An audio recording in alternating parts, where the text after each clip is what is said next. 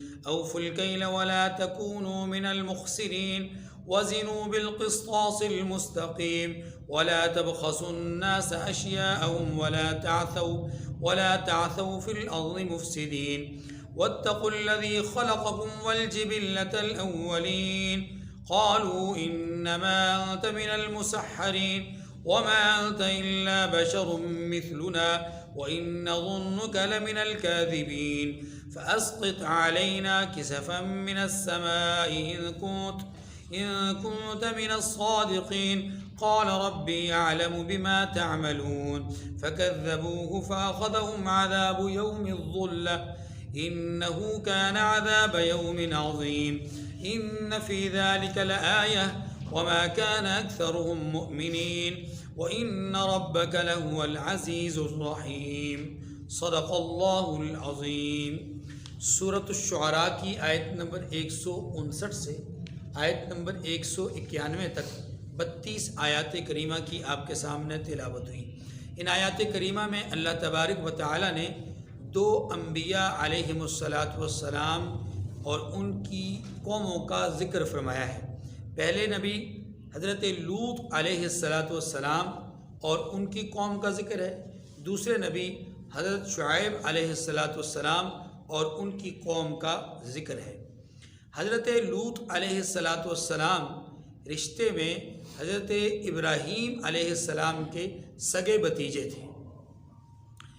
آپ کی جائے پیدائش مقام بابل ہے۔ حضرت ابراہیم علیہ السلام نے جب بابل شہر سے اپنی قوم کی غلط روش اور ان کے غلط رویے اور اس زمانے کے بادشاہ نمرود کے ظلم و ستم کو آپ نے دیکھا اور قوم کی بظاہر حالت ایسی تھی کہ وہ ہدایت قبول کرنے والی نظر نہیں آ رہی تھی، تو خلاق عالم نے آپ کو یہاں سے ہجرت کرنے کا حکم دیا۔ چنانچہ ابراہیم علیہ السلام یہاں بابل سے اپنی بیوی حضرت سارہ رضی اللہ تعالی عنہا اور اپنے بھتیجے حضرت لوط علیہ السلام کو لے کر کے ہجرت فرما گئے۔ یہاں سے آپ حاران نامی علاقے میں گئے، پھر وہاں سے آپ مصر تشریف لے گئے، پھر تیسرے نمبر پر آپ شام کے علاقے میں گئے اور پھر آپ نے اپنا آخری ٹھکانہ ارض فلسطین کو بنایا۔ جناب لوط علیہ السلام حضرت ابراہیم علیہ السلام کے ساتھ ہجرت کر کے جانے والے تھے۔ سورۃ العنکبوت میں انشاءاللہ اگلے پارے میں ہم تفصیل کے ساتھ پڑھیں گے، اور قرآن پاک نے وہاں پر ذکر کیا ہے فآمن له لوط وقال انی مہاجر الی ربی۔ حضرت لوط علیہ السلام حضرت ابراہیم علیہ السلام پر ایمان لانے والے فرد تھے اور ان کے ساتھ ہی ہجرت کرنے والے تھے۔ چنانچہ جب یہ ہجرت کر کے مصر کے علاقے میں پہنچے تو یہاں سے بعض حضرات کی رائے ہے اور بعض کی رائے یہ کہ نہیں، تیسرے نمبر پر جب آپ شام پہنچے ہیں تینوں لوگ، بلکہ اب تو 4 ہو گئے تھے، مصر سے آگے 4 لوگ ہو گئے تھے، سیدہ حاجرہ رضی اللہ تعالیٰ عنہ بھی ان کے ساتھ ہو چکی تھی، مجموعی طور پہ یہ 4 لوگ ہو گئے۔ شام کے علاقے میں پہنچ کر کے اللہ ذوالجلال نے حضرت ابراہیم علیہ السلام کہ جو کہ پہلے سے ہی شرف نبوت سے نوازے گئے تھے، انہیں یہ حکم ہوا کہ آپ اب اپنے بھتیجے لوط علیہ السلام کو یہاں سے ارض صدوم یعنی جو عراق کا ایک حصہ ہے اس کی طرف آپ بھیج دیجئے، یہ وہاں اس علاقے میں جا کر کے کار نبوت انجام لائیں۔ چنانچہ حضرت لوط علیہ السلام یہاں سے تنہا اکیلے صدوم کے علاقے میں تشریف لے گئے۔ مقام صدوم میں جب آپ تشریف لے گئے تو آپ نے وہاں پر دعوت اور توحید کا اور تبلیغ کا کام کیا اور دین کی اشاعت کے سلسلے میں آپ نے محنت کی۔ اس محنت اور جد و جہد کے نتیجے میں آپ کی قوم جو کہ مشرک تھی، بت پرست تھی اور جو کہ توحید کے عقیدے کے خلاف نظریہ رکھتی تھی، اس کو ان کی طرف سے ایک زبردست دعوت ملی، لیکن اس دعوت کے جواب میں بجائے اس کے کہ وہ ہدایت قبول کرتے، آپ کے خلاف ہو گئے، اور اس قوم نے حضرت لوط علیہ السلام کی زبردست قسم کی مخالفت کی. لیکن یاد رکھیے یہ معاملہ بھی 1-2 دن کا نہیں تھا کہ آپ تشریف لے گئے، جا کر دعوت دی، قوم مخالف ہو گئی اور ایسے عذاب آ گیا، ایسا نہیں تھا. بلکہ آپ نے ایک عرصہ دراز تک قوم کو دعوت دی، اسی قوم میں جا کر کے آپ نے شادی بھی کی تھی، اور یہیں پر آپ کی بیٹیاں بھی ہوئیں، آپ کی اولاد بھی ہوئی. اور اس قوم کے اندر آپ نے جہاں پر ایک عقیدے کی بیماری دیکھی کہ یہ توحید کے خلاف عقیدہ یعنی جو نظریہ شرک ہے اس پر قائم ہیں یا اس کو اپنائے ہوئے ہیں، ایسے ہی ان کے اندر ایک اخلاقی گراوٹ تھی. اور وہ اخلاقی گراوٹ کیا تھی؟ ہم جنس پرستی، بدفعلی کی. اس عمل سے اور عقیدہ بد سے حضرت لوط علیہ السلام انہیں ہر چند سمجھاتے رہے، انفرادی اجتماعی ہر اعتبار سے آپ نے سمجھایا.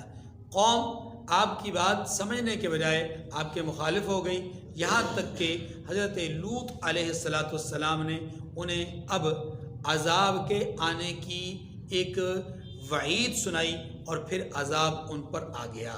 اب یہاں تک آپ کے سامنے خلاصہ آ گیا. اب تھوڑی سی تفصیل اس میں یوں سمجھیے کہ حضرت لوط علیہ السلام کی قوم میں جو ایک عمل بد تھا، اخلاقی گراوٹ، اس کو ہم جنس پرستی یا اغلام بازی یا اس کو صدومیت کہا جاتا ہے.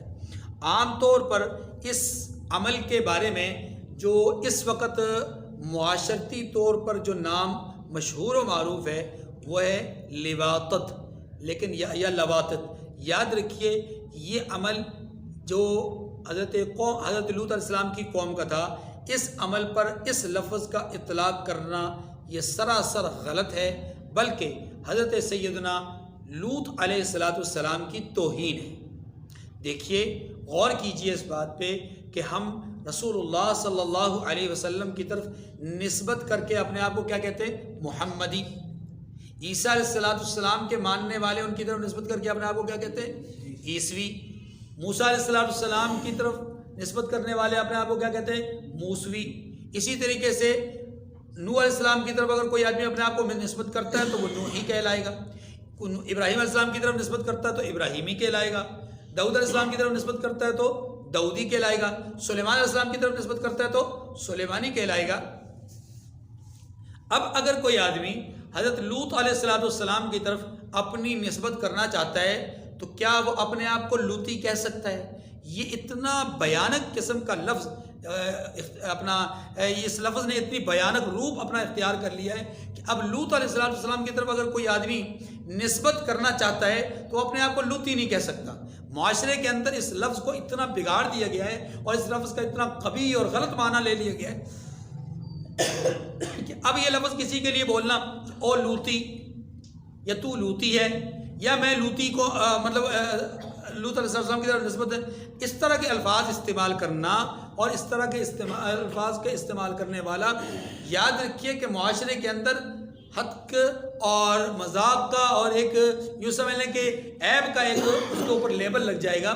اس لیے یاد رکھیے کہ اس عمل بد پر لواطت یا لواطت جو بھی بولا جاتا ہے وہ استعمال کرنا درست قطعاً غلط ہے، نبی کی توہین ہے. اس لیے اس عمل کو عمل لواطت کہنا درست نہیں ہے. رسول اللہ صلی اللہ علیہ وسلم کی احادیث مبارکہ میں اس طرح کے عمل پر کیا الفاظ استعمال ہوئے؟ من عمل عمل قوم لوط، کہ جس نے قوم لوط والا عمل کیا. یاد رکھیے کہ یہ لوط علیہ السلام پیغمبر ہیں.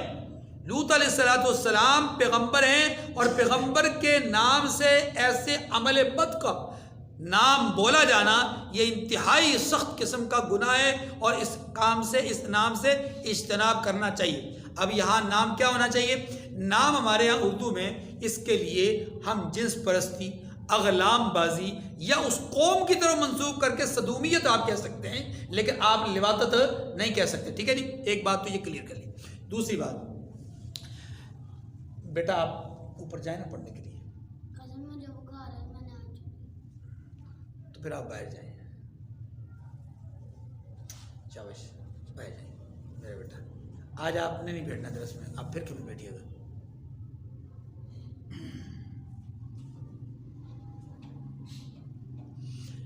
لوط علیہ السلام کی قوم میں یہ جو عمل تھا اس عمل کی ابتدا کب کس زمانے میں ہوئی ہے؟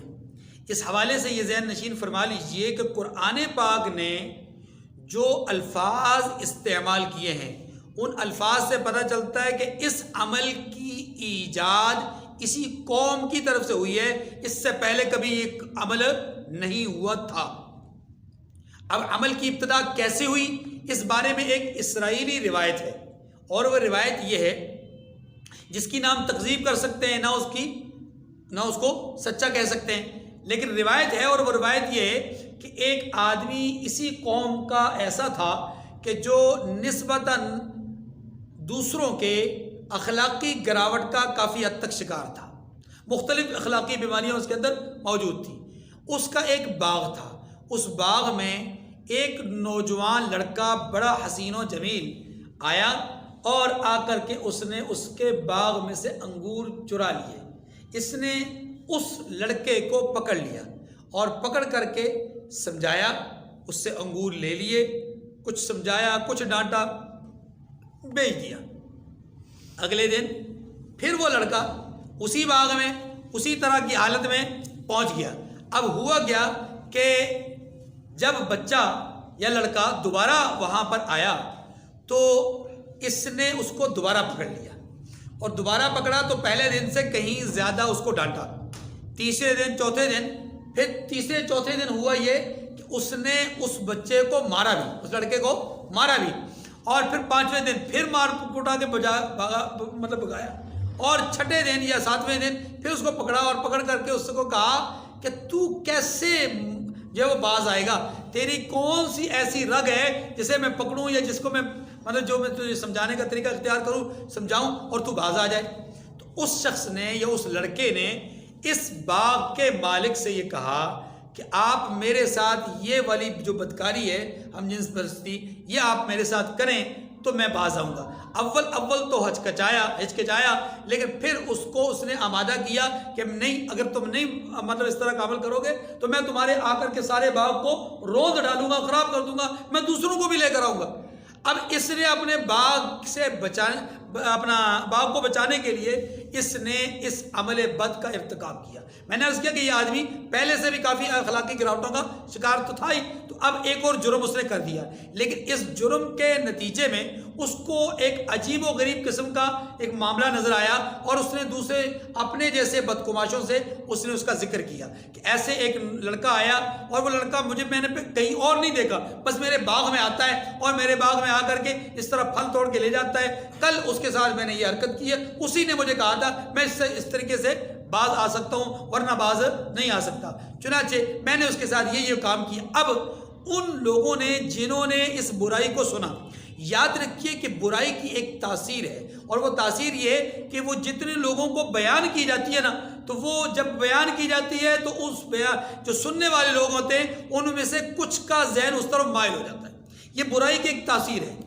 جیسے اچھائی کی خوبی ہے کہ وہ اس سے بھی لوگ متاثر ہوتے ہیں، تو برائی کی تاثیر بھی یہ کہ اس سے بھی لوگ متاثر ہوتے ہیں، لیکن اچھائی اور برائی میں فرق یہ ہے کہ اچھائی سے متاثر ہونے والے لوگ کم ہوتے ہیں اور برائی سے متاثر ہونے والے لوگ زیادہ ہوتے ہیں۔ تو جتنے لوگوں کو اس نے جن نوجوانوں کو اس نے بتایا، ان میں سے کئی ایسے تھے کہ جنہوں نے اپنی قوم کے لڑکوں کو ایسے پکڑا اور پکڑ کر کے ان کے ساتھ اس عمل بد کا ارتکاب کر دیا۔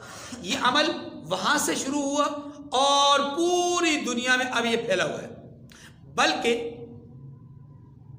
غیرت اور حمیت کا جنازہ اس وقت اٹھا ہے کہ جب پارلیمنٹ سے برطانیہ کے اس قانون کو پاس کر دیا گیا کہ اگر کوئی مرد کسی دوسرے مرد کے ساتھ رضاً دلچسپی کر کے، یعنی رضا کے طور پر راضی ہو کر کے بخوشی اگر یہ عمل کرنا چاہیں تو اس کو قابل جرم قرار نہیں دیا جائے گا، لہٰذا عدالت ایسے جرم کا ارتکاب کرنے والوں کو مجرم نہیں گردانے گی۔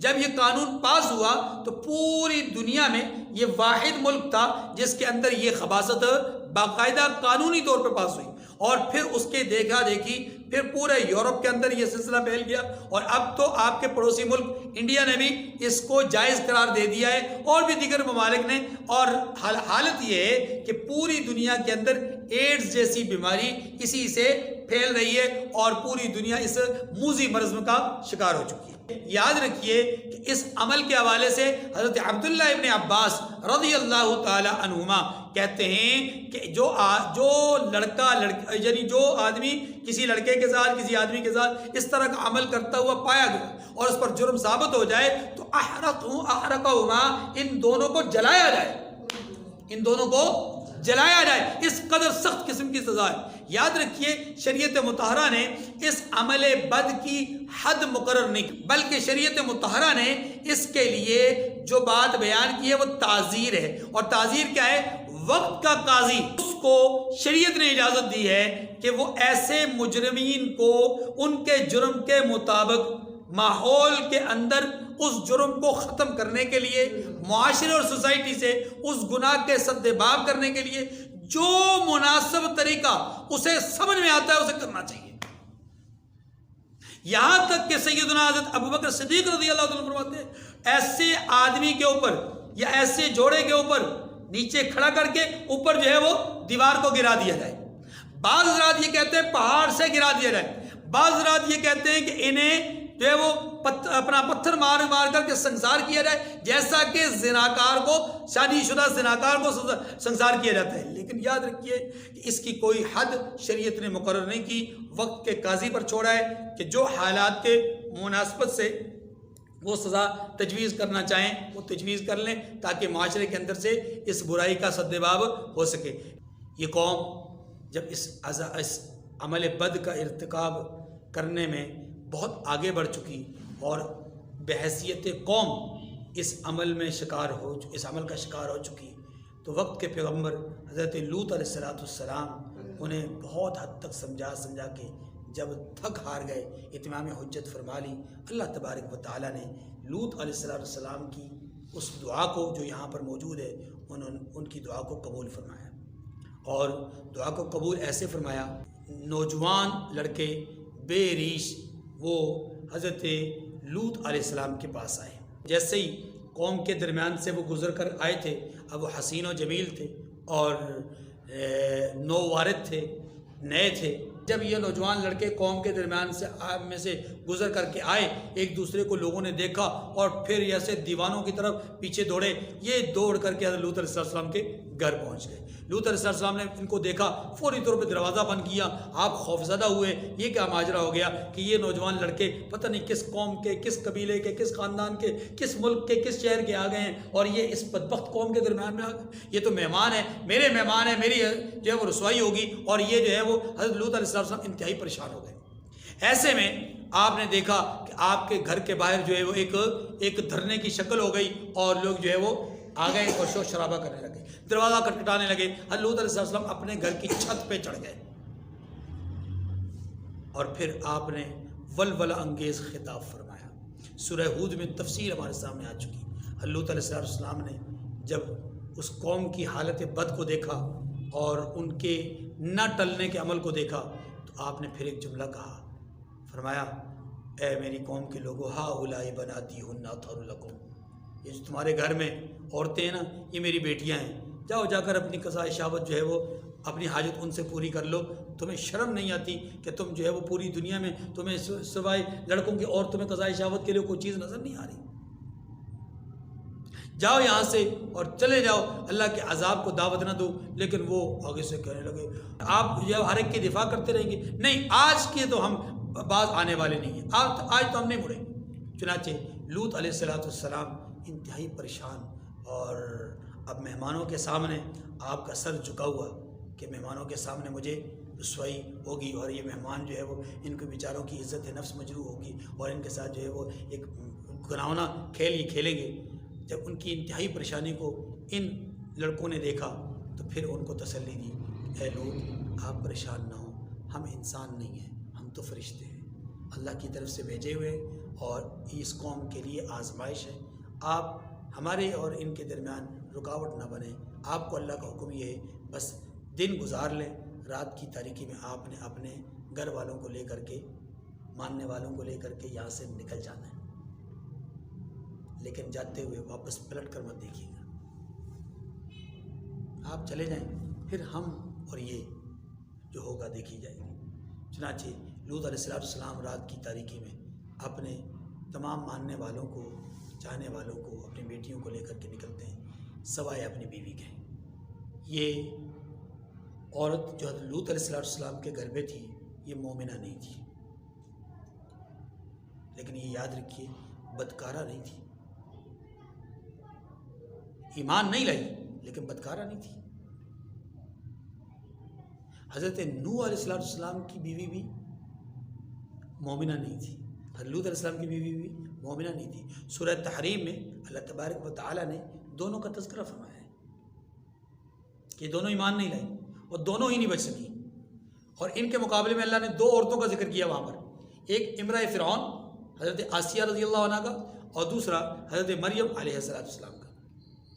بہرحال تو حضرت لوط علیہ السلام اپنی بچیوں کو اور اپنے ماننے والوں کو لے کر کے نکلے اور بہت دور تک، یعنی کچھ قوم سے کچھ دور تک نکل گئے جب، تو آپ کو اور آپ کے ساتھ چلنے والوں کو پیچھے بہت سخت قسم کے دھماکوں کی آواز آئی، لیکن حضرت لوط نے اپنے ساتھیوں سے پہلے کہہ دیا تھا جو مرضی حالات ہو جائیں پیچھے پلٹ کر نہیں دیکھنا، یہی اللہ کا حکم ہے، اسی میں ہماری نجات ہے، اسی میں بخشش ہے، اسی میں ہم بچ سکتے ہیں۔ چنانچہ انہوں نے پلٹ کر نہیں دیکھا، اور یہی وہ مقام ہے جس کو آج بحر میت کہتے ہیں، جس مقام پر آج بھی پانی موجود ہے، اور یہ پانی اتنا زہریلا پانی ہے کہ جو زندہ چیز اس پانی میں جاتی ہے فوراً مر جاتی ہے۔ یہ مقام صدوم ہے۔ دیکھیے جی، اللہ پاک فرماتے ہیں کذبت قوم لوط المرسلین، اور لوط کی قوم نے بھی پیغمبروں کو جھٹلایا۔ کیا معنی یہ ہے کہ ایک پیغمبر کو جھٹلانا سب کو جھٹلانا ہے۔ اذ قال لهم اخوهم لوط الا تتقون، جب ان سے ان کے بھائی لوط نے کہا کہ تم کیوں نہیں ڈرتے۔ یہاں تھوڑا سمجھنے والی بات ہے، لوط علیہ السلام اس قوم کے فرد نہیں تھے، میں تمہید میں بات عرض کر چکا۔ یہ تو ہجرت کر کے بابل سے آئے تھے شام سے ان کو بھیجا گیا کہ آپ صدوم جائیں، یہ تنہا اکیلے صدوم آئے تھے، یہاں ان کا کوئی بھائی، کوئی چچا، کوئی ماموں تایا، کوئی رشتہ دار، کسی قسم کی کوئی برادری، قبیلہ، خاندان، کوئی چیز نہیں تھی۔ پھر ان کو قوم کا بھائی کیوں کہا گیا؟ جواب میں نے عرض کیا تھا کہ قوم کا بھائی ہونا صرف جو ہے وہ کیا کہتے ہیں اس کو، نسب کی بنیاد پر نہیں ہوتا، برادری کی بنیاد پر نہیں ہوتا، بلکہ بعض اوقات وطنیت کی بنیاد پر بھی آپ بھائی کہلائے جاتے ہیں۔ تو یہ حضرت لوط علیہ السلام ان کے ہم وطن ہو چکے تھے، چونکہ آپ ہجرت کر کے یہاں آ چکے تھے، اور یہاں آ کر کے آپ آباد ہو چکے تھے۔ صرف آباد ہی نہیں ہوئے بلکہ آپ یہاں پر آپ نے شادی کی اور آپ کی یہاں پر اولاد ہوئی، اس لحاظ سے اس قوم کے ہم وطن بھی تھے، اور دوسری اعتبار سے کہ یہ اس قوم کے داماد تھے، تو داماد ہونے کے لحاظ سے بھی ایک اخوت والا رشتہ ان میں آ گیا، لہذا ان کا بھائی کہلانا بالکل درست ہے۔ انی لکم رسول امین، میں تو تمہارا امانت دار پیغمبر ہوں، فاتقوا اللہ واطیعون، اللہ سے ڈرو اور میرا کہا مانو، وما اسألکم علیہ من اجر ان اجری الا علی رب العالمین، اور میں تم سے اس کام کا بدلہ نہیں مانگتا، میرا بدلہ اللہ رب العالمین کے ذمہ ہے۔ اتأتون الذکران من العالمین، کیا تم اہل عالم میں سے لڑکوں پر مائل ہوتے ہو؟ پوری دنیا میں کیا تمہیں صرف لڑکے ہی ملے ہیں؟ معنی یہ کہ قضائے شہوت کے لیے، اپنی شہوت کو پورا کرنے، کیا تمہیں صرف لڑکے ہی ملے ہیں؟ لڑکے ہی نظر آتے ہیں؟ تمہارے گھر میں جو خواتین ہیں کیا ان سے تم اپنی شہوت نہیں پوری کر سکتے؟ وَتَذَرُونَ مَا خَلَقَ لَكُمْ رَبُّكُمْ مِنْ أَزْوَاجِكُمْ، اور تمہارے پروردگار نے جو تمہارے لیے تمہاری بیویاں پیدا کی ہیں، بل انتم قوم عادون، ان کو تم چھوڑ دیتے ہو، بلکہ حقیقت تو یہ ہے کہ تم حد سے نکلنے والے ہو۔ یعنی اللہ نے تمہاری حاجت پوری کرنے کے لیے تمہارے گھر میں تمہاری بیویاں رکھی ہیں، ان سے اپنی حاجت کو پورا کرو۔ کیا تمہیں عالم میں صرف لڑکے ہی نظر آ رہے ہیں؟ تم حد سے تجاوز کرنے والے۔ قالوا لئن لم تنتهِ يا لوط لتكونن من المخرجين، تو وہ کہنے لگے کہ اے لوط اگر تم باز نہ آؤ گے تو ملک بدر کر دیے جاؤ گے، شہر سے نکال دیے جاؤ گے۔ یہی وتیرہ رہا ہے آج تک، اور شاید قیامت تک یہی وتیرہ رہے گا۔ جب آپ کسی عمل بد کا ارتکاب کرنے والے کو روکتے ہیں، یا تو وہ رک جاتا ہے، اگر وہ رکتا نہیں تو پھر آپ کو وہ دھمکیاں دینے پر اتر آتا ہے، کیونکہ اس نے اس پر پوری کی پوری شیطانیت اس پر اوپر کیا ہو جاتی ہے، طاری ہو جاتی ہے، تب وہ شیطان کا بندہ ہو جاتا ہے اور رحمان کے بندے کو وہ پسند نہیں کرتا۔ قال انی لعملکم من القالین، لوط علیہ السلام نے کہا میں تمہارے کام کا سخت دشمن ہوں۔ اور یہ حقیقت ہے، نبی ہو اور اس طرح کی بدفعلی کو اور برائی کو کیسے پسند کر سکتا ہے؟ رب نجنی والی مما یعملون، اے میرے پروردگار مجھے اور میرے گھر والوں کو مما یعملون ان کے کاموں سے نجات دے۔ دیکھیے اس کا بظاہر جو سرسری طور پہ معنی معلوم ہوتا ہے وہ یہ ہوتا ہے کہ شاید نعوذ باللہ آپ یا آپ کے گھر والوں میں سے کوئی اس عمل کی طرف مائل تھا بظاہر، لیکن یاد رکھیے حاشا وکلا یہ سوچ بھی کفریہ ہے، یہ سوچ بھی نبی کے لیے کفریہ ہے۔ اس لیے اس کا معنی کیا ہے؟ اس کا معنی یہ ہے کہ اے اللہ یہ جو عمل بد کا ارتکاب کرنے والے لوگ ہیں نا، تیرا عذاب جب کبھی آئے ان پر، جو میں دعا کر رہا ہوں کہ اللہ مجھے میرے گھر والوں کو بچا لے، اے اللہ ان پر عذاب مسل کر، تو یہ اللہ جب بھی تیرا عذاب ان پر آئے تو پروردگار اس عذاب سے مجھے اور میرے گھر والوں کو بچانا، یعنی اس کے مضر اثرات سے مجھے اور میرے گھر والوں کو۔ کیونکہ یاد رکھیے کہ بہت دفعہ ایسا ہوتا ہے کہ عذاب تو چند لوگوں پر ہوتا ہے، لیکن اس مصیبت میں، اس آزمائش میں دوسرے کئی لوگ بھی مبتلا ہوتے ہیں۔ وہ آزمائش ہوتی ہے، ان کے لیے آزمائش ہوتی ہے، ایک طرف وہ عذاب ہوتا ہے تو دوسری طرف کیا ہوتی ہے؟ اللہ کے پیغمبر گویا یہ کہہ رہے ہیں کہ اے اللہ مجھے میرے اہل خانہ کو اس آزمائش سے بھی بچانا، جو عذاب ان کے اوپر آئے گا اس عذاب کے نتیجے میں جو آزمائش آئے گی اس آزمائش سے مجھے بھی اور میرے گھر والوں کو بھی بچانا۔ اب اللہ فرماتے ہیں فَنَجَّيْنَاهُ وَأَهْلَهُ أَجْمَعِينَ إِلَّا عَجُوزًا فِي الْغَابِرِينَ، سو ہم نے ان کو اور ان کے سب گھر والوں کو نجات دی مگر ایک بڑھیا جو کہ پیچھے رہ گئی، یعنی ایک ایسی عورت جو کہ بڑی عمر کی تھی وہ پیچھے رہ گئی، اس کو ہم نے نجات نہیں دی۔ یہ بڑھیا کون ہے؟ یہ عجوزہ حضرت لوط علیہ السلام کی اہلیہ تھی۔ ثم دمرنا الآخرین، پھر ہم نے اوروں کو ہلاک کر دیا۔ یہاں پر بھی دیکھیں، یہاں پر قرآن پاک نے یوں نہیں کہا ثم دمرنا بعد الباقین، ہم نے جتنے باقی رہ گئے تھے سب کو ہلاک نہیں، اس لیے کہ حضرت لوط علیہ السلام ایک مخصوص خطے کی طرف نبی بنا کر کے بھیجے گئے، اور یہ عمل بد بھی ایک مخصوص خطے میں تھا، اس لیے عذاب بھی مخصوص خطے میں آیا۔ تو یوں کہا گیا کہ ثم دمرنا الآخرین، لوط علیہ السلام اور ان کے ماننے والے، ایک جماعت یہ اور دوسری جماعت وہ جو کہ نہیں ماننے والی، تو جو ماننے والی جماعت ہے وہ نکل کر کے چلی گئی، تو جو نہیں ماننے والی تھی یعنی دوسرے جو تھے انہیں اللہ تبارک و تعالیٰ نے کیا کر دیا؟ ہلاک کر دیا۔ وَأَمْطَرْنَا عَلَيْهِمْ مَطَرًا، وہ ہلاکت کیسے تھی؟ اللہ تبارک و تعالیٰ نے آسمان سے ان پر بارش برسائی۔ وَأَمْطَرْنَا عَلَيْهِمْ مَطَرًا، ان پر ہم نے می برسایا، اور وہ می کس چیز کا تھا؟ پتھروں کا۔ حدیث میں آتا ہے کہ وہ جو نوکیلے پتھر آسمان سے آئے ان میں سے ہر ایک پتھر پر جس آدمی کو وہ لگنا تھا اس آدمی کا نام لکھا ہوا،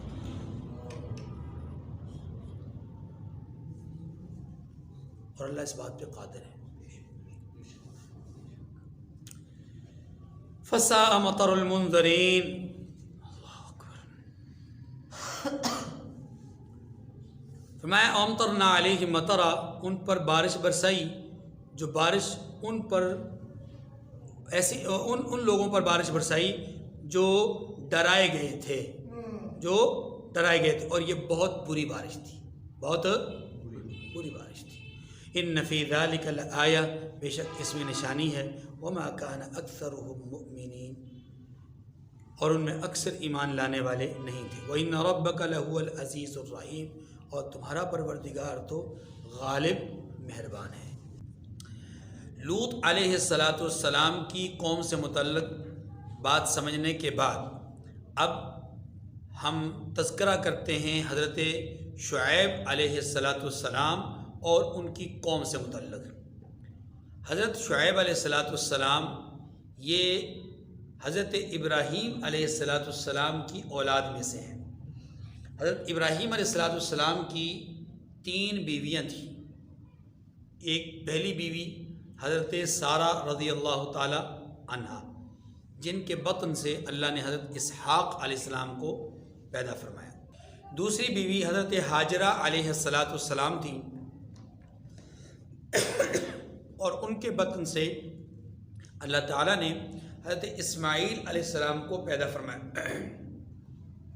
تیسری بیوی جو کہ غیر معروف ہیں، ان کا نام تھا قطورہ۔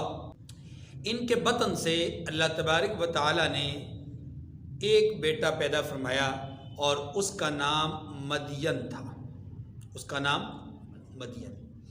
حضرت ابراہیم علیہ السلام کی اولاد آگے پھلی پھولی پھیلی، ایک بیٹا اسماعیل علیہ السلام، دوسرا بیٹا اسحاق علیہ السلام، اور یہ تیسرا بیٹا مدین۔ اس مدین کے نام سے ایک علاقہ مشہور ہوا جس کو آج بھی مدین کہتے ہیں۔ یہ علاقہ بحر قلزم کے قریب اور حجاز کے کنارے پر اور ادھر سے ارض شام و فلسطین کے کنارے پر آباد ہوا یا قائم ہوا۔ اس علاقے کو قائم کرنے والے جناب مدین تھے، اور انہی کی اولاد یہاں پر آگے آباد ہوئی، اور انہی سے اس شہر اور بستی کا نام ہی مدین پڑ گیا۔ اولاد ابراہیم میں سے ہی حضرت شعیب علیہ السلام بھی ہیں۔ جناب شعیب علیہ السلام کی عمر مبارک کے حوالے سے بہت سارے مفسرین کی رائے یہ ہے کہ آپ کی عمر مبارک 400 سال تھی۔ یہ بھی کہا جاتا ہے کہ حضرت شعیب علیہ السلام حضرت موسیٰ علیہ السلام کے سسر ہیں، اگرچہ قول اس کے خلاف بھی موجود ہے، لیکن زیادہ مشہور بات یہی ہے کہ حضرت شعیب علیہ السلام حضرت موسیٰ علیہ السلام کے سسر تھے۔ شعیب علیہ السلام کس قوم کی طرف مبعوث ہوئے، یہ بات سمجھیے کہ قرآن مجید نے حضرت شعیب اور ان کی قوم کا تذکرہ 11 دفعہ کیا ہے، اور ان کا جو علاقہ بتلایا ہے یا ان کی قوم کا جو نام شعیب علیہ السلام کی قرآن پاک نے بیان کیا ہے، مدین اور ایکا والے، یہ دو نام حضرت شعیب علیہ السلام کی قوم کو دیے گئے۔ وَإِلَىٰ مَدْيَنَ أَخَاهُمْ شُعَيْبًا، ٹھیک ہے، یا ابھی جیسے ہمارے سامنے آیت موجود ہے كَذَّبَ أَصْحَابُ الْأَيْكَةِ الْمُرْسَلِينَ۔ تو حضرت شعیب علیہ السلام کو اللہ تبارک و تعالیٰ نے قوم مدین، قوم ایکا کی طرف مبعوث فرمایا۔ اب سوال یہ ہے کہ یہ دو قومیں تھیں یا ایک قوم کے دو حصے یا دو نام تھے؟ جواب اس کا یہ ہے کہ بعض مفسرین کی رائے یہ ہے کہ یہ دو الگ الگ قومیں تھیں۔ پہلے آپ کو ایک قوم کی طرف مبعوث کیا گیا، وہ قوم نہیں مانی، اللہ نے ہلاک کیا، تو جناب شعیب علیہ السلام کو اللہ نے دوسری قوم کی طرف مبعوث فرمایا۔ دوسرا قول یہ ہے کہ شعیب علیہ السلام کو اللہ تعالیٰ نے ایک قوم کی طرف مبعوث فرمایا، اور اس ایک قوم کے دو نام ہیں، ایک نام مدین ہے اور ایک نام ایکا ہے۔ یہ جو قول ہے، اس قول کے مطابق اصل میں اس قوم کا نام مدین ہے، لیکن چونکہ یہ قوم ایکا نامی ایک درخت تھا اور اس درخت کی یہ پوجا کرتے تھے، اس لیے ان کو اصحاب الایکا بھی کہا جاتا تھا، اصل نام ان کا اصحاب مدین تھا۔ یہ دوسرا قول ہے۔ دوسرا قول اس میں یہ ہے کہ نہیں، یہ ایک ہی قوم تھی، اس کے دو حصے تھے، ایسا نہیں ہے کہ ایک نام اصل نام ایک تھا اور دوسرا نام ویسے پڑ گیا، نہیں، فرمایا اس قوم کے ہی دو حصے تھے، ایک حصہ شہری آبادی پر مشتمل تھا، دوسرا حصہ دیہی آبادی پر مشتمل تھا۔ وہ جو اصلی شہری آبادی پر جو حصہ مشتمل تھا اس کو مدین کہا جاتا ہے، اور جو حصہ جنگلات اور درختوں والے ایریے میں اور دیہاتی ایریے میں آباد تھا اس کو اصحاب الایکا کہتے ہیں۔ اب اس قوم کو اللہ تبارک و تعالیٰ نے دیگر اقوام کی طرح بڑا ہی یوں سمجھ لیں کہ دنیاوی اعتبار سے عیش و عشرت اور ساز و سامان سے ان کو اللہ نے لیس کیا تھا، لیکن ان کی فطرت میں یا ان کے مزاج میں ایک ایسی چیز پیدا ہو گئی جو اس سے پہلے کبھی کسی کے مزاج میں نہیں تھی۔ ایک تو وہ شرک تھا جو دوسری قوموں میں موجود تھا، اس قوم میں بھی آ گیا، میں نے عرض کیا کہ وہ درخت کی پوجا کرتے تھے، غیر اللہ کو اللہ کے ساتھ شریک سمجھتے تھے۔ ایک ان کے اندر جو معاشی گراوٹ ان کے اندر پیدا ہوئی وہ یہ تھی ناپ تول میں یا ماپ تول میں کمی بیشی کرنا۔ 3 لفظ ہوتے ہیں، ایک ناپ، ایک ماپ، ایک تول۔ یہ جو قوم شعیب تھی اس کے اندر یہ بیماری تھی، چونکہ تاجر پیشہ لوگ، تجارت پیشہ لوگ تھے، اور پوری دنیا کے اطراف و اکناف سے تاجر حضرات اسی راستے سے آتے، یعنی افریقن ممالک ہوں، ہندوستانی ممالک ہوں، یا جتنے بھی ممالک تھے، ان ممالک کا جو آمد و رفت اور جو زمینی راستہ بنتا تھا اس وقت، وہ زمینی راستہ سارا کا سارا مدین سے ہو کر کے تقریباً گزرتا تھا۔ خصوصاً حجاز کے لوگ، عرب لوگ، وہ بھی جب شام فلسطین کی طرف اپنا سامان تجارت کے لیے آتے جاتے تھے تو یہی سے ان کو گزرگاہ یہی تھی۔ اس لیے یہ ایک تجارتی مرکز تھا۔ اس تجارتی مرکز میں آباد لوگ، اس مرکز میں، اس بازار میں بیٹھے ہوئے لوگ وہ کرتے کیا تھے کہ ان کے لینے کے وٹے اور ہوتے تھے، دینے کے پیمانے اور ہوتے تھے۔ اللہ تبارک و تعالیٰ کے پیغمبر حضرت شعیب علیہ السلام نے انہیں بہت سمجھایا، بہت منایا، لیکن یہ بدبخت لوگ بات کو مانے نہیں۔ اللہ تبارک و تعالیٰ نے ان کو سخت گرفت کا شکار کیا۔ تو 2 خرابیاں ہوں گی، ایک خرابی عقیدے کی، دوسری خرابی معاش کی۔ معاشی اعتبار سے یہ ناپ ماپ تول میں کمی بیشی کرتے تھے۔ رسول اللہ صلی اللہ علیہ وسلم نے ایک موقع پر جو تاجر حضرات ہیں انہیں خطاب کر کے فرمایا، اے جماعت تجار، اگر تم سچائی اور دیانت کا دامن تھامے رکھو گے تو پھر قیامت کے دن تمہارا درجہ انبیاء، صدیقین، شہداء، صالحین کے ساتھ ہوگا۔ لیکن اگر تم اس میں دغا بازی سے، جھوٹ سے، فریب سے کام لوگے، ایک اور موقع پر فرمایا، تو پھر تمہاری یہ تجارت بظاہر تو تمہیں نفع دے گی، بظاہر تو تمہارے پاس بہت سارا مال و متاع لے کر آئے گی، لیکن حقیقت میں ممحقہ، یہ تمہاری برکت کو مٹانے والی ہے۔ اس لیے اپنے مال میں، اپنی تجارت میں جھوٹ اور دغا سے کام نہ لو، بلکہ سچائی اور دیانت سے کام لو۔ اگر تم ایسا کرو گے تو قیامت کے دن تم کیا ہوگے؟ اعلیٰ ترین منصب پر قائم ہوگے، فائز ہوگے۔ اس سے معلوم یہ ہوا کہ جو سچی تجارت ہے یا سچا تاجر ہے وہ اللہ کے ہاں بہت اونچا درجہ رکھتا ہے، اور یہ بڑا مشکل کام ہے۔ یاد رکھیں، جس چیز کا، جس اپنا عمل کا اجر اور ثواب بڑا ہوتا ہے نا، تو وہ عمل حقیقت میں ہوتا بھی مشکل ہے۔ تمامی انبیاء علیہ السلام نے 2 طرح کے حقوق پر زور دیا ہے، حقوق اللہ پر زور دیا ہے، حقوق العباد پر زور دیا ہے۔ حضرت شعیب علیہ السلام بھی اپنی قوم کو حقوق اللہ سے متعلق عقیدے کی اصلاح کرتے ہوئے فرماتے ہیں، اے لوگو شرک مت کرو، یہ جو تم بتوں کی، یہ تو تم درختوں کی، اور یہ جو تم غیر اللہ کی پوجا کرتے ہو یہ نہ کرو۔ دوسرا، تمہارے اندر جو معاشی ایک برائی ہے، اور وہ برائی ہے کہ تم خرید و فروخت میں وزن پورا نہیں کرتے، ناپ تول پورا نہیں کرتے، تمہارا یہ کام درست نہیں ہے، اس کام کو چھوڑ دو، اس سے برکت اڑ جاتی ہے۔ قرآن پاک کہتا ہے وَيْلٌ لِّلْمُطَفِّفِينَ، ناپ تول میں کمی بیشی کرنے والوں کے لیے کیا ہے؟ ہلاکت ہے۔ تیسری بیماری، ایسی بیماری کہ جو اس سے پہلے کسی میں نہیں تھی، ایسی خرابی جو اس خرابی اس سے پہلے کسی میں۔ سورۃ الاعراف میں اللہ تبارک و تعالیٰ نے اس بیماری اور خرابی کا ذکر فرمایا، وَلَا تَقْعُدُوا بِكُلِّ صِرَاطٍ تُوعِدُونَ وَتَصُدُّونَ عَن سَبِيلِ اللَّهِ۔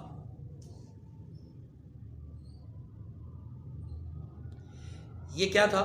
یہ جو بیماری ہے، اس بیماری کا تذکرہ قرآن پاک میں سورہ اعراف کے اندر ہے کہ یہ لوگوں کے راستے میں بیٹھ جاتے اور آنے جانے والے قافلوں کو، آنے جانے والے لوگوں کو لوٹا کرتے تھے۔ یہ جو راہزنی ہے، یہ جو ڈکیٹی ہے، اس عمل کے موجد یہ حضرت شعیب علیہ السلام کی قوم کے لوگ ہیں۔ آپ سے پہلے، یعنی اس قوم سے پہلے کبھی کسی نے ڈکیٹی نہیں کی، کبھی کسی نے راہزنی نہیں کی۔ یہ لوگ اس عمل کے موجد ہیں۔ دنیا میں جب تک ڈکیتی ہوتی رہے گی، جب تک راہزنی ہوتی رہے گی، جب تک لوگوں کے مال کو لوٹا جاتا رہے گا، اس سارے کا گناہ جیسے ان لوٹنے والوں کو ملے گا، اس قوم شعیب کو بھی برابر اس کا گناہ ملتا رہے گا۔ کیونکہ حدیث مبارکہ سے ثابت ہوتا ہے کہ جو آدمی کسی اچھی چیز کی بنیاد ڈالتا ہے تو جب تک وہ اچھا کام ہوتا رہتا ہے اللہ تعالیٰ اس کے نامہ اعمال میں بھی اجر اور ثواب لکھتے رہتے ہیں. اور جب کوئی آدمی کسی برائی کی بنیاد ڈالتا ہے جب تک وہ برائی ہوتی رہے گی اس کے نامہ اعمال میں بھی وہ برائی لکھتی جاتی رہے گی. بہرحال 3 جرائم تھے شعیب علیہ السلام کی قوم کے. ایک توحید کے عقیدے کے خلاف شرک کا عقیدہ تھا. دوسرا ناپ تول اور ماپ کرنے میں ان کا ایک غلط رویہ تھا اور وہ یہ تھا کمی بیشی کرتے تھے. اور تیسرا راستوں میں بیٹھ کر کے لوگوں کو لوٹنا. اللہ تبارک و تعالیٰ نے اپنے پیغمبر کے ذریعے سے حضرت شعیب علیہ السلام کے ذریعے انہیں سمجھایا, یہ باز نہیں آئے. پھر اللہ نے ان کو 3 طرح کے عذابوں میں مبتلا کیا. 3 طرح کے عذاب دیے. ایک عذاب یہ تھا کہ ان کی زمین ہلنا شروع ہو گئی جس کو ہم زلزلہ کہتے ہیں. اسی دوران جب زمین ہل رہی تھی اللہ تعالیٰ نے جبرائیل علیہ السلام کے ذریعے سے یا اسرائیل علیہ السلام کے ذریعے سے یا کسی اور فرشتے کے ذریعے سے ایک زبردست قسم کی چنگاٹ آواز پھیلائی اور وہ آواز ان کے کانوں کے ذریعے سے ان کے دلوں تک پہنچی اور دل پھٹنا شروع ہو گئے. تیسرا عذاب, اللہ اکبر, کائنات میں ایسا عذاب اور کسی قوم کو نہیں ملا. وہ تیسرا عذاب کیا تھا؟ 7 دن تک اس قوم پر بہت شدید قسم کی تپش اور حرارت اللہ تعالیٰ نے چلا دی. یعنی سورج نے بہت تپش ڈالنا شروع کر دی اور اس تپش اور حرارت کی وجہ سے یہ اس قدر پریشان ہو گئے تھے کہ نہ دن کو سکون, نہ رات کو سکون, نہ سائے میں سکون, نہ کسی جگہ, یعنی کہیں سکون نہیں تھا. آپ جانتے ہیں کہ جب یہ مئی جون میں اگر گرمی بہت شدید ہوتی ہے جب, تو ہمارے لیے یہاں پر رہنا بڑا مشکل ہو جاتا ہے. یعنی حالانکہ یہاں وہ اتنا گرم علاقہ بھی نہیں ہے لیکن اس کے باوجود یہاں پر بھی رہنا بڑا مشکل ہو جاتا ہے. تو ان کے لیے دم گھٹ رہے تھے, جانور ان کے پیاسے جو ہے وہ مرنا شروع ہو گئے, بڑا پریشان ہو گئے. 7 دن کے بعد اللہ تبارک و تعالیٰ نے ان کے قریب بستی سے تھوڑا سا آگے ایک بادل ان کے سامنے نمودار کیا. اور قرآن پاک سورہ احقاف میں یہ موجود ہے, فَلَمَّا رَأَوْهُ عَارِضًا مُسْتَقْبِلَ أَوْدِيَتِهِمْ قَالُوا هَذَا عَارِضٌ مُمْطِرُنَا.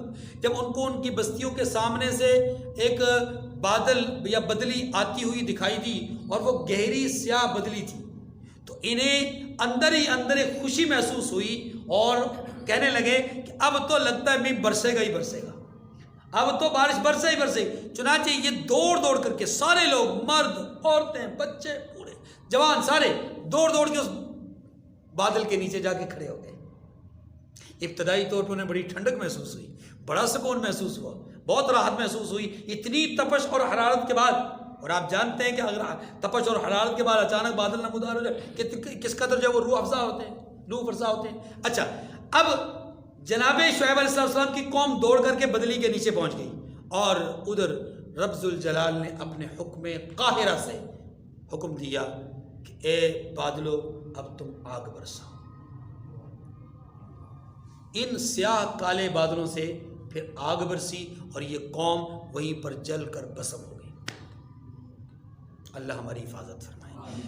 اللہ پاک نے ان 8 نبیوں کا ذکر کیا ہے, 7 نبیوں کا, اور ان کی اقوام کا ذکر کیا ہے اور ذکر کر کے گویا یہ سمجھایا ہے کہ اے لوگو, جو بیماری ابراہیم علیہ السلام کی قوم میں تھی, اے مشرکین مکہ تمہارے اندر بھی وہ بیماری ہے بت پرستی کی. جو بیماری موسیٰ علیہ السلام کی قوم یا آپ کے مقابل میں فرعون اور فرعون کی قوم میں تکبر اور غرور کی تھی, وہ بیماری یہاں پر بھی موجود ہے. جو بیماری نوح علیہ السلام کی قوم میں تھی اور وہ بھی تکبر اور غرور کی تھی, وہ ان میں موجود ہے. جو بیماری حضرت ہود علیہ السلام کی قوم عاد میں موجود تھی کہ بڑی بڑی بلڈنگیں اور عمارتیں بنا کر کے خوش ہونا, تو یہ ان میں بھی موجود ہے. من هو اشد منا قوة, دعویٰ لگانا کہ جی ہم سے زیادہ طاقتور کون ہے، تو مشرکین مکہ بھی کہا کرتے تھے ہم بڑے طاقتور ہیں، ہم بڑے جنگجو ہیں۔ اسی طریقے سے حضرت صالح علیہ السلام کی قوم جو پتھروں کو تراش کر کے جو ہے وہ اپنے لیے مورتیاں اور پتہ نہیں کیا کچھ جو ہے وہ بناتے تھے، اللہ پاک نے سمجھایا یہ کہ اے مشرکین مکہ تمہارے پاس بھی ہنر اور کاریگری واہ ساری ہے، لیکن یاد رکھو جیسے وہ نہیں بچے تو تم بھی نہیں بچو گے۔ لوط علیہ السلام کی قوم عمل بد کا شکار تھی، ان میں مشرکین میں بھی کچھ لوگ ایسے تھے جو عمل بد کا ارتکاب کرتے تھے، گو کہ اس طرح کا عمل تو نہیں تھا لیکن دوسرے عوامل بہت زیادہ تھے ان کے اندر۔ اسی طریقے سے حضرت شعیب علیہ السلام کی قوم کا ذکر ہوا کہ شعیب علیہ السلام کی قوم کے اندر اخلاقی طور پر جو گراوٹ تھی وہ ناپ تول وغیرہ میں کمی پیشی، ڈکیٹی کرنا، رازنی کرنا، اور یہ تو عربوں کا پیشہ بن چکا تھا۔ رسول اللہ صلی اللہ علیہ وسلم کی بعثت جب ہوئی تھی تو ان کا پیشہ تھا، اس لیے ان سارے جرائم کو مختلف اقوام کے لحاظ سے بیان کر کے اشارہ کر دیا، التزامی طور پہ بتا دیا کہ اے مشرکین مکہ تمہارے اندر بھی یہ جرائم موجود ہے، اگر بچے وہ نہیں تو رہو گے تم بھی نہیں، اس لیے باز آ جاؤ، محمد کریم صلی اللہ علیہ وسلم کی نبوت کو مان لو اور ان کے دامن نبوت سے وابستہ ہو جاؤ۔ ٹھیک ہے جی، خلاصہ سمجھ میں آ گیا۔ اب دیکھیں کذب اصحاب الایکۃ المرسلین، اور بن کے رہنے والوں نے بھی پیغمبروں کو جھٹلایا۔ اذ قال لهم شعیب الا تتقون، جب ان سے شعیب علیہ السلام نے کہا کہ تم ڈرتے کیوں نہیں ہو، انی لکم رسول امین، میں تو تمہارا امانت دار پیغمبر ہوں، فاتقوا اللہ واطیعون۔ یہ ساری آیات وہ ہیں جن کو پچھلے 5-6 رکوعات کے اندر ہم تسلسل سے پڑھ چکے ہیں۔ فاتقوا اللہ واطیعون، اللہ سے ڈرو اور میرا کہا مانو، وما اسألکم علیہ من اجر، اور میں اس کا تم سے کوئی بدلہ نہیں مانگتا، ان اجری الا علی رب العالمین، میرا بدلہ تو رب العالمین کے ذمہ ہے۔ اوفوا الکیل ولا تکونوا من المخسرین، پیمانہ پورا بھرا کرو اور نقصان نہ کیا، یعنی اس میں کمی نہ رکھا کرو۔ وزنوا بالقسطاس المستقیم، اور ترازو سیدھی رکھ کر تولا کرو۔ یہ جو ترازو سیدھی رکھ کر تولنا ہے نا، اس کا ایک معنی تو یہ ہے کہ جیسا کہ بعض لوگ بڑے تجربہ کار ہوتے ہیں، یہ جو ترازو پہ رکھ کر کی چیزیں تولنے والے ہوتے ہیں نا، یہ ترازو کو تھوڑا سا اگر ٹیڑھا کرتے ہیں اس سے وزن میں کافی فرق پڑتا ہے۔ یا اس کا معنی یہ ہے ترازو کو ٹیڑھا کرنے سیدھا رکھنے کا کہ جو چیز تم دو صاف ستھری دو، اس کے اندر ملاوٹ نہ رکھو، جیسا کہ میں نے عرض کیا کہ اگر گندم دے رہے ہو تو بیچ میں کوئی مٹی وغیرہ ڈال کر نہ دو۔ وَلَا تَبْخَسُوا النَّاسَ أَشْيَاءَهُمْ وَلَا تَعْثَوْا فِي الْأَرْضِ مُفْسِدِينَ، ایک بیماری تو وہی ہو گئی لین دین میں کمی بیشی۔ دوسری وَلَا تَبْخَسُوا النَّاسَ أَشْيَاءَهُمْ، اور لوگوں کو ان کی چیزیں کم نہ دیا کرو، ایک یہ اس کا پہلے کا جز ہے۔ وَلَا تَعْثَوْا فِي الْأَرْضِ مُفْسِدِينَ، تیسری بڑی بیماری ملک میں فساد نہ کرتے پھرو، جس کا اشارہ یہاں پر کیا ہے، اور دوسری جگہ پر فرمایا کہ تم راستوں میں مت بیٹھا کرو جس سے تم لوگوں کو تکلیف پہنچا رہے ہو، لوگوں کا مال لوٹ رہے ہو، لوگوں کو ڈرا رہے ہو۔ وَاتَّقُوا الَّذِي خَلَقَكُمْ وَالْجِبِلَّةَ الْأَوَّلِينَ، اور اس سے ڈرو جس نے تمہیں اور تم سے پہلی خلقت کو، مخلوق کو پیدا کیا۔ قَالُوا إِنَّمَا أَنْتَ مِنَ الْمُسَحَّرِينَ، وہ کہنے لگے آپ تو جادو زدہ ہیں۔ یہ بات پہلے بھی گزر چکی ہے کہ ہر دور میں لوگوں نے نبی کو جادو زدہ قرار دیا ہے۔ وَمَا أَنْتَ إِلَّا بَشَرٌ مِثْلُنَا وَإِنْ نَظُنُّكَ لَمِنَ الْكَاذِبِينَ، یہ بات بھی پہلے گزر چکی ہے، اور تم اور کچھ نہیں ہمارے جیسے آدمی ہو، اور ہمارا خیال یہ کہ تم جھوٹے ہو، نعوذ باللہ۔